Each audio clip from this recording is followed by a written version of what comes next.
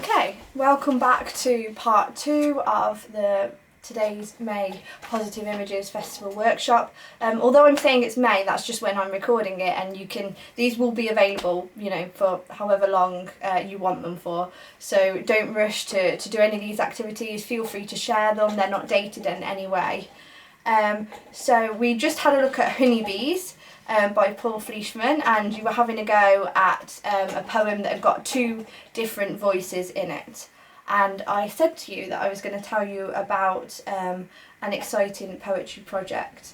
So, a poet who I know really well, Mal Woodend, is the current Staffordshire Poet Laureate, and she has been part of this project and has just launched a telephone service for poetry. So if you have got anyone that you know that's feeling isolated at the moment and isn't on the internet at all, or I rang it myself this morning twice, and it was amazing. So basically, they've got 2 free 0800 numbers, which I will read out to you in a minute.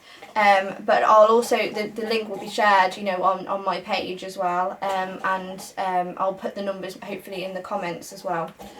So this is absolutely free. You can call one of the numbers, and it started a couple of days ago, and they're running it at the moment until the 17th of June 2020. It may continue beyond that, but at the moment it's till that point that these poems are on there. The second number, which is the one I rang this morning, you have it's automated. You have a choice of 7 numbers. You press a number in, so I did 7, then I rang back and did 6, and you get a poem, just a really short sort of 1.5 2-minute poem to start your day off with, which I think is absolutely brilliant, and I wholeheartedly recommend you to do this.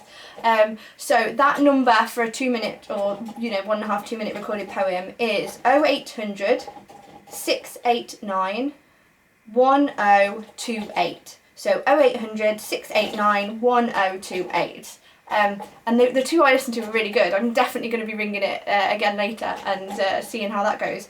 For people who actually want to talk to a person, maybe share one of their own poems or hear a live poem, there's a second number. And I look forward to hearing how you get on with this. I haven't tried this one yet. So this is 0800 689 1078 on the end. So it's 78 on the end instead of 28. That's to speak to a real person. And that particular line is available from 11 a.m. till 7 p.m. every day at the moment until the 17th of June. And that made me think of an interesting poetry activity. So if you were only going to recommend one poem, if someone was going to phone you up and you were going to say, here's a poem, and to a stranger, which poem would it be and why? Now, this isn't like a poetry writing activity per se, but I'm a massive believer in reading, reading everything. And I think if you love poetry, if you write it, then you will be wanting to read it and enjoy it, and you should be reading it as much as possible. Different types, just really enjoying and embracing poetry as much as possible. So if you can only share one, then what would it be? And there's no wrong answer here. This is not this is not an intellectual challenge. This is not pick the most obscure poem, but it can be pick an obscure poem. It's not pick a famous poem. It's anything you want. This is very much over to you. So which poem do you think deserves to be heard or read by a stranger if they phoned you up? The important bit here is the why, because this is how we can improve our own practice. Whether we're an aspiring poet, somebody who's got a few books behind us, or whether you're somebody who's completely new to it, we all strive to be good at something, even if it's a hobby. We want to get better. That's how I feel anyway. And I think a number of other people feel the same way. So why, when you've got your poem, why would you recommend it? What are those wow lines or phrases, the ones that just make you go when you read it because it's so good? And how did you feel when you read it? So have a think also about how it flows, the different sounds that are repeated throughout the poem. Does it rhyme? Doesn't it rhyme? And just really thinking why? What is it that jumps out at me? So what are the words and the themes that are repeated throughout the poem? Because quite often it's a linking of two ideas that maybe you hadn't thought were linked before, that actually shows you a part of the world in a different way. And finally, why did you recommend it? Like, what is it why does it mean something to you? Why is it important? Do you think it's an amazing poem that needs to be heard, or is it something, really personal? Think about when you first came across it. Was it something that stayed with you for years, or is it something you just found a few weeks ago?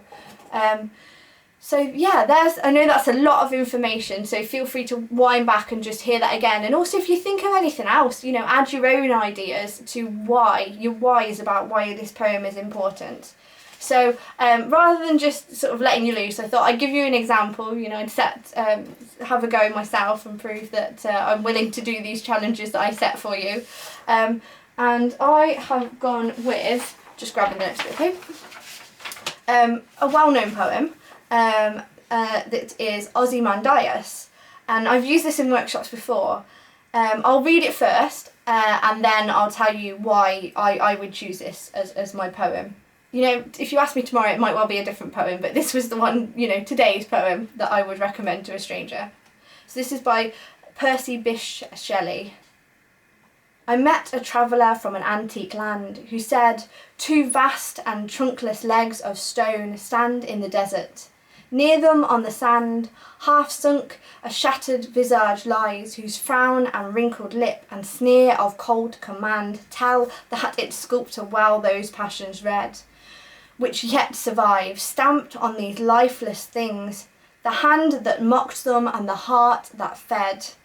And on the pedestal these words appear. My name is Ozymandias, King of Kings. Look on my works, ye mighty, and despair. Nothing besides remains. Round the decay of that colossal wreck, boundless and bare, the lone and level sands stretch far away.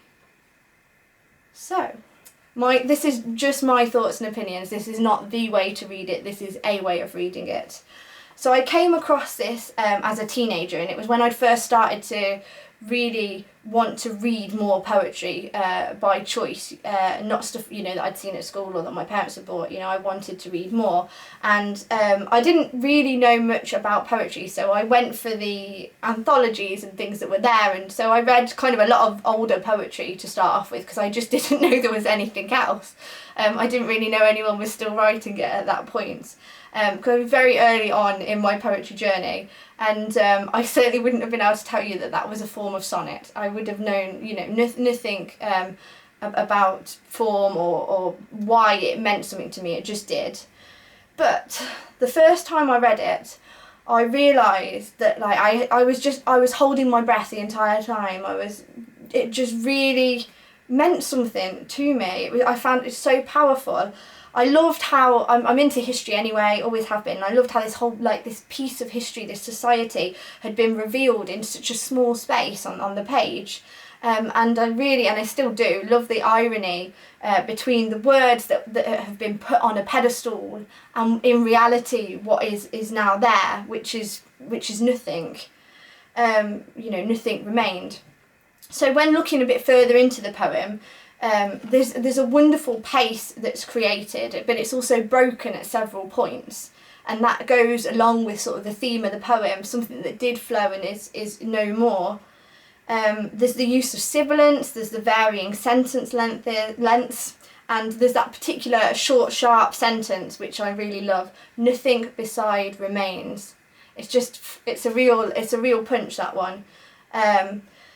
And then finally, of course, we're left with the image of those lone and level sands, which sounds beautiful to say. It sounds like peaceful, and they're stretching far away, we're told. And they almost seem to me to carry on, outside of the poem. That's our last line, and they continue to stretch out before us. So that's just my thoughts. That's the sort of thing I'd be writing about if I was set this activity. And in writing a poem, it's great to be aware of what makes something special. So the first thing is realising, wow, that made me feel something, and the second is then questioning. That's your sort of next level of thinking on it. Why is it special? Why does it make me feel like that? And you know, whether you're starting out or whether you've been reading and enjoying poetry for some time, it's really good to talk to people about it. You know, when we can be meeting back in groups. You know, there's lots of poetry groups at the moment. They're online, quite a lot of them. There's online forums and online groups that you can go to, and you know, especially at the moment, that's a really nice way of connecting with people. If you've got the internet and you don't particularly want to join a group per se, you know, you can just go to Google, put the title in and say the word analysis afterwards, and that will, you know, people will have got there already, and they will already have put their thoughts into various pages on the internet for you. And you know, it doesn't mean that's the right way of looking at it. It's, as I said to you, it is a way of looking at it, and it might make you see some things that you didn't see in the poem before. But it's so interesting, I think anyway, to see the variety of interpretations and you know, the phrases that people pick out of poems and say, yes, that was wonderful. So before I carry on, because I will talk about poetry and how wonderful it is all day, but before I bore you, I will set you off on your challenge, which is to think of a poem that you would recommend and to really go through it and look at the parts that you feel are important. Pull out the lines that have got the wonderful sounds in, even if you don't know, like, you know, what all the technical terms for exactly what they're doing. Just pull them out, because it's about how you feel, and you know that you know, you don't need qualifications to know how something makes you feel. So if you can, make notes in a notebook or on a piece of paper, and you're also welcome, there's comments at the bottom of this video. If you want to just say which poem you chose, you can leave it at that. If you want to say a bit about why, or answer any of the questions, then that would be great too. But this is a nice starting point for poetry conversations, and it's a nice starting point for thinking about why poetry is so powerful, and in particular, which poems are powerful to you. Okay, good luck. Before we go, I nearly forgot, I know probably a lot of you will have heard of Shelley, who wrote that poem. 1792 to 1822, he was one of the major English Romantic poets, widely regarded as one of the finest lyric and philosophical poets. He was quite a radical in his time, and you know, in his poetry and actually in his thinking, political and socially speaking.